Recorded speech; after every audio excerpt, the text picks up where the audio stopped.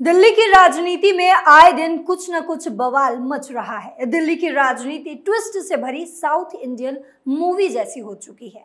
कभी जेल में बैठकर सीएम का पदभार संभाला गया तो कभी जेल से निकलते ही इस्तीफा दे दिया गया। अचानक से आतिशी को सीएम का पदभार सौंप दिया गया और जहां हर बात के लिए आतिशी केजरीवाल से इजाजत लिया करती थी, तो वहीं अब केजरीवाल को आतिशी के सामने झुकना पड़ रहा है। ये तमाम सारी चीजें दिल्ली की जनता के लिए एक फिल्म जैसी बन चुकी है, जिसका मजा सत्ता पक्ष भी कहीं ना कहीं ले रही है। अब इस फिल्म में एक और नया ट्विस्ट आ चुका है और ये ट्विस्ट है केजरीवाल और आतिशी पर लटक रहा मानहानि का तलवार। अब वो भी सोच रहे होंगे, भैया अभी अभी तो जेल से बाहर आया हूं, एक बार फिर जेल भेजने की तैयारी शुरू कर दी। और इस बार साथ देने के लिए उनके साथ रहेंगी हाल ही में बनी दिल्ली की मुख्यमंत्री आतिशी मार्लेना। तो कैसे केजरीवाल और आतिशी की टेंशन एक बार फिर से बढ़ चुकी है, बताएंगे आपको इस स्पेशल स्टोरी में। नमस्कार, आप देख रहे हैं कैपिटल टीवी, मैं हूं आपके साथ पल्लवी सिंह।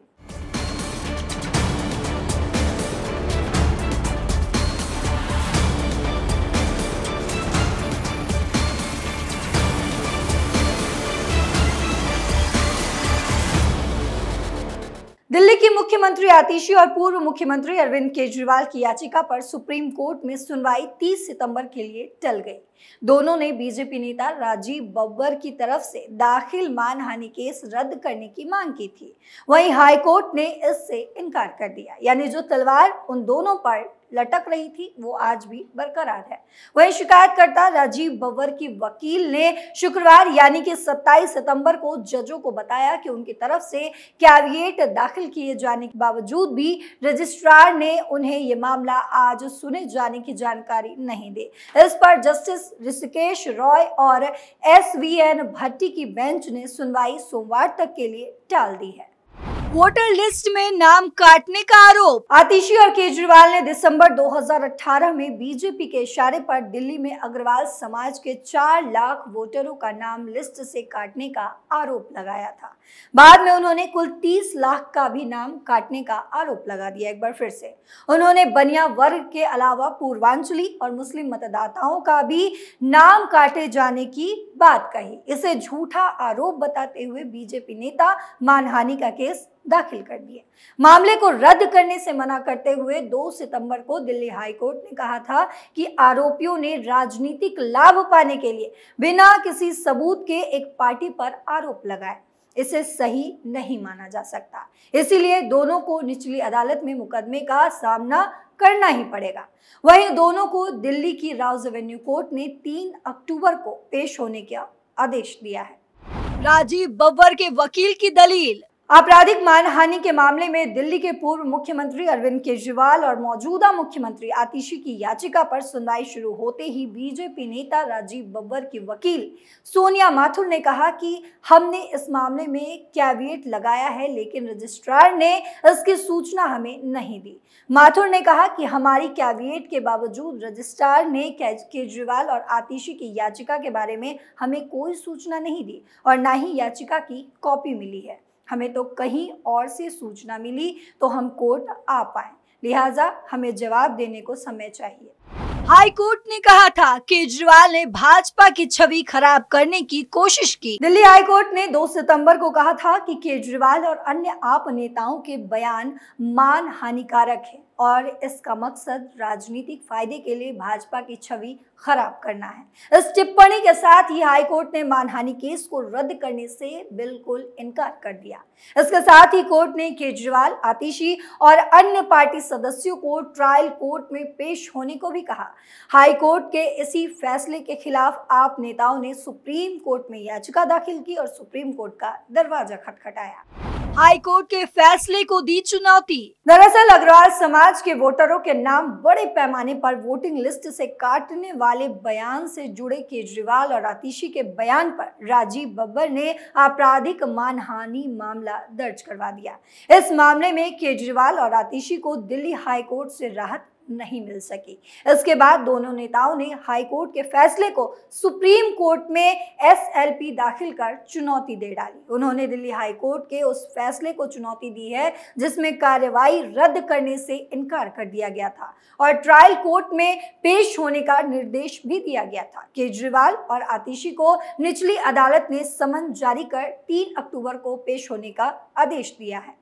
केजरीवाल लिख रहे हैं आतिशी को पत्र। वही अब आपको ये समझाते हैं कि किस तरह से आज एक शेर को भीगी बिल्ली बनने पर मजबूर होना पड़ा। दरअसल दिल्ली के पूर्व सीएम और आम आदमी पार्टी के राष्ट्रीय संयोजक अरविंद केजरीवाल ने शुक्रवार को विधानसभा में भारतीय जनता पार्टी पर जोरदार हमला बोला। उन्होंने विधानसभा में भाषण देते हुए कहा कि जब मुझे गिरफ्तार किया गया तो दिल्ली की सड़कें खराब नहीं थी, सड़क का बुनियादी ढांचा खराब हो गया है। उन्होंने बताया कि इस संबंध में उन्होंने मुख्यमंत्री आतिशी को एक पत्र लिखा है। तो यहीं से ये बात प्रूव हो जाती है। अरविंद केजरीवाल ने विधानसभा में भाषण देते हुए उन्होंने सीएम आतिशी को एक पत्र लिखा। जो पहले आदेश देते थे आज वो आदेश ले रहे हैं। उन्होंने कहा कि आतिशी, मैंने पिछले दिनों दिल्ली में कई जगह पर आपके साथ कई सड़कों का निरीक्षण किया। इन सड़कों का काफी बुरा हाल हो चुका है। मार्च महीने में जब मुझे गिरफ्तार किया गया था तो दिल्ली की सड़कें ठीक थी। अभी कुछ दिनों पहले मुझे इनका बड़ा नेता मिला, यानी कि वो विपक्ष की बात करें, सत्ता पक्ष में जो बैठे हैं उनकी बात कर रहे हैं। मैंने उनसे पूछा कि मुझे गिरफ्तार कर उन्हें क्या मिला, तो उसने मुस्कुराकर कहा कि हमने दिल्ली सरकार को डिरेल कर दिया, दिल्ली के हमने ठप कर दिया है। उनका जवाब सुनकर मैं हैरान रह गया। क्या उनका मकसद दिल्ली को ठप करना था? उन्होंने आगे कहा कि क्या उनका मकसद दिल्ली को ठप करना या परेशान करना था? दिल्ली वासियों को परेशान करने का मकसद था। तो जनता को परेशान होने से कोई पार्टी, कोई व्यक्ति कैसे खुश हो सकता है? ये बात केजरीवाल कह रहे हैं। इनका मकसद दिल्ली के काम को रोककर आम आदमी पार्टी सरकार को बदनाम करना था, ताकि ये लोग चुनाव जीत जाए और हम लोग ऐसे नहीं रहें। अब हमें युद्ध स्तर पर करना होगा काम। केजरीवाल ने कहा कि अब हमें दिल्ली के सभी रुके हुए काम शुरू करने हैं और युद्ध स्तर पर काम करना है। इस बार बारिश भी बहुत हुई है तो दिल्ली की कई सड़कें खराब हो चुकी हैं। केजरीवाल ने सभी पार्टी विधायकों से अपील करते हुए कहा है कि विधायक अपने अपने क्षेत्रों का सर्वे करा लें। जिन सड़कों की मरम्मत की जरूरत है उनकी सूची उन्हें सौंप दे, ताकि एक बार में फिर से सड़कों की मरम्मत का काम शुरू किया जा सके। सिसोदिया ने भी साधा बीजेपी पर निशाना। वहीं केजरीवाल के अलावा मनीष सिसोदिया ने कथित शराब घोटाले में गिरफ्तारी के बाद पहली बार विधानसभा में भाषण देते हुए कहा कि देश में कानून का राज है, इसीलिए वो दोबारा सदन में बैठे हुए हैं। देश में कानून का राज है, अगर पाप का राज होता तो वो मुझे जेल में सड़ने के लिए छोड़ देते। सीबीआई, ईडी शोषण का अड्डा बन चुका है। पीएमएलए नोटिस मिलने के बाद अमीर यानी कि व्यवसायी की बात करें, भारत छोड़ रहे हैं। इस्तीफे के बाद कार्यकर्ताओं को था दुख। हाल के दिनों में ऐसे कई मौके आए हैं जहां पर दिल्ली की राजनीति की तस्वीर काफी बार अलग अलग रंग रूप में नजर आई। पहली बार तब जब अरविंद केजरीवाल जेल से बाहर आए तो कार्यकर्ताओं में खुशी की लहर दौड़ पड़ी थी। फिर वो फोटो आई जिसमें केजरीवाल ने मुख्यमंत्री पद से इस्तीफा देने का ऐलान किया था।